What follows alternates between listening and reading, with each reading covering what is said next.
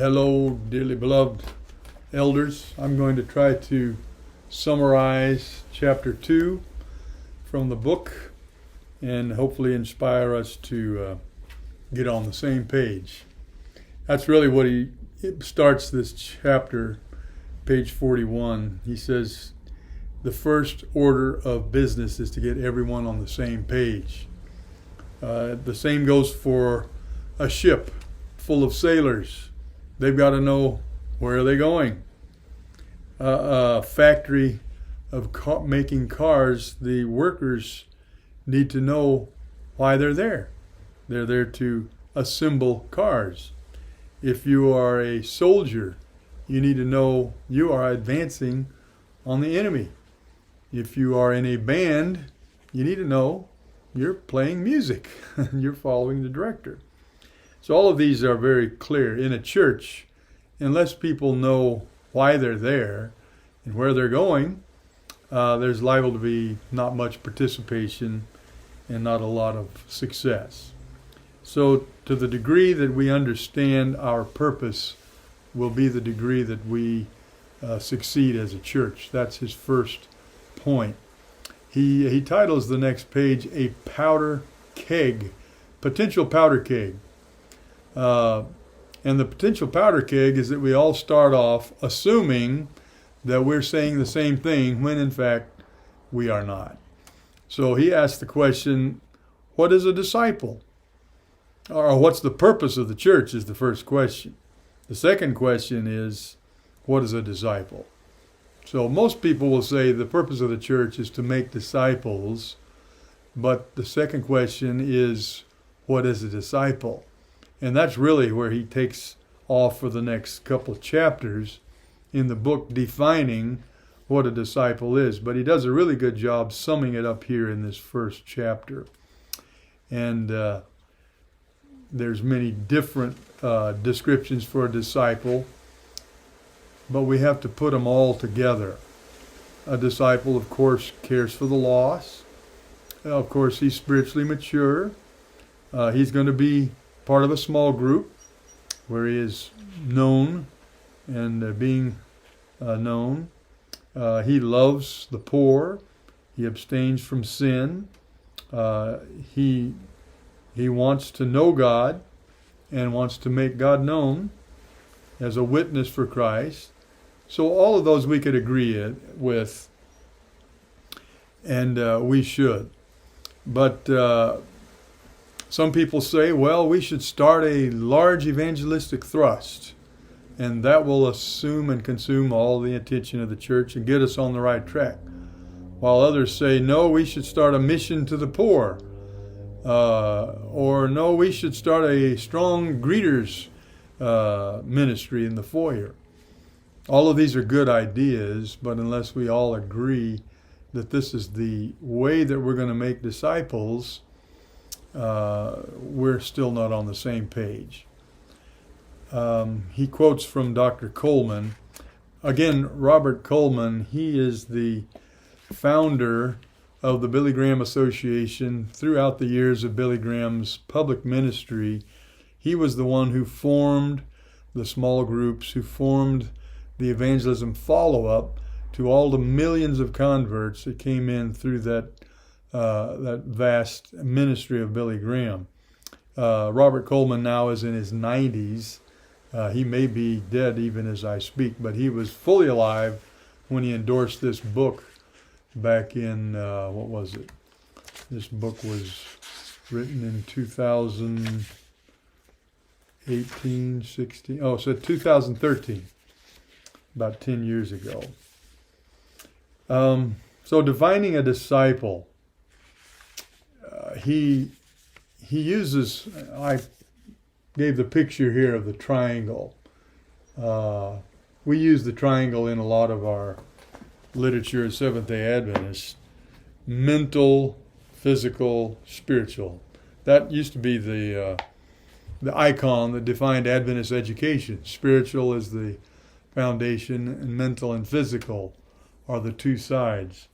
And he does a good job helping us use that symbolism to define a disciple, using the words of Jesus from Matthew 4:19, where Jesus says, "Follow me, and I will make you fishers of men."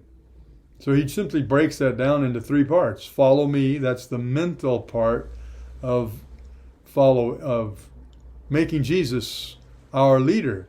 We've got to follow someone, and he is the one who is telling us to follow him.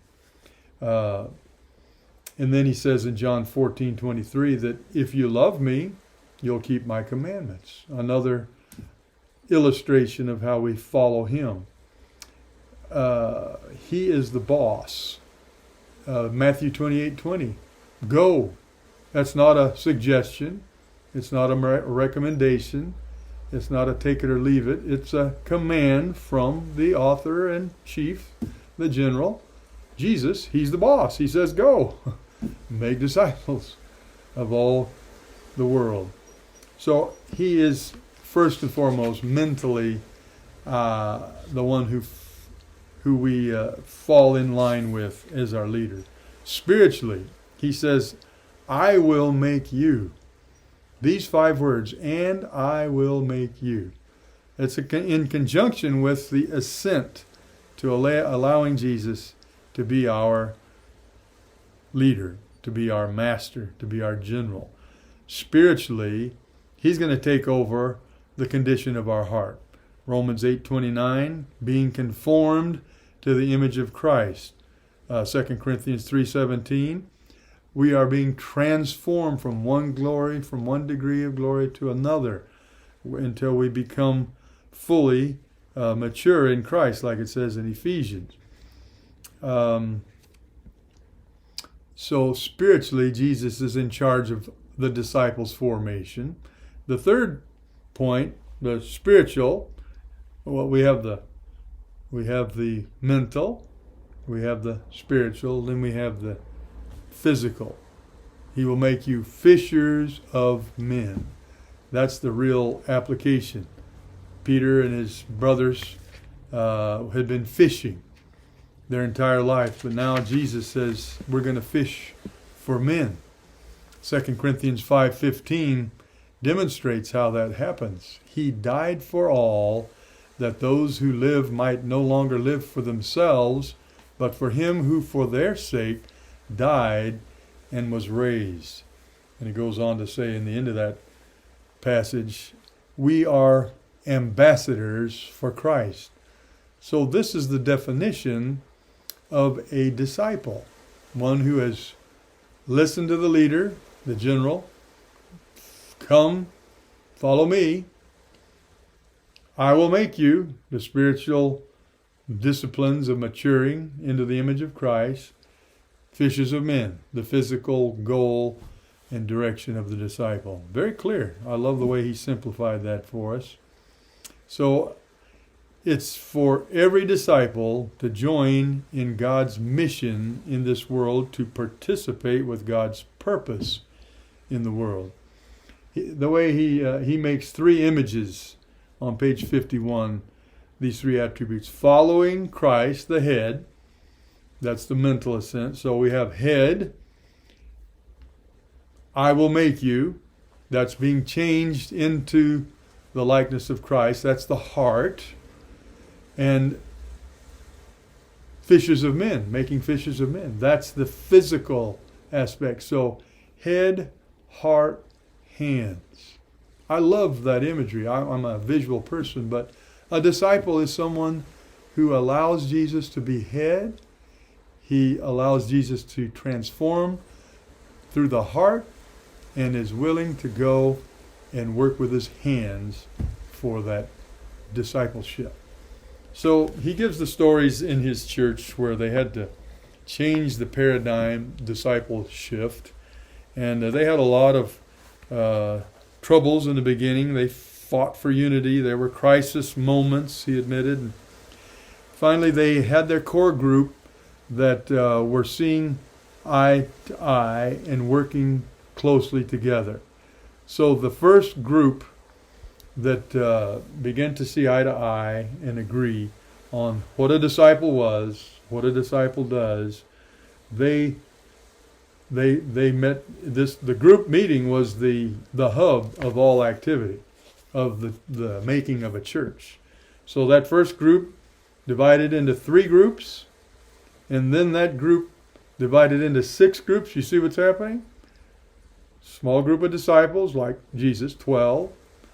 And then we have 3 groups, Peter, James, and John. Let's say Peter, James, and John split off and made 3 other groups. But out of those 3 groups, 6 groups develop. A leader out of, an apprentice out of each of those 3 groups went out and started their own. So now there's 6. They didn't start their public meeting until 18 months after their first group began to agree upon the essence of a disciple. After 18 months, when they had 12 groups now operating full-time every week, not until then, they started their public worship service. 18 months.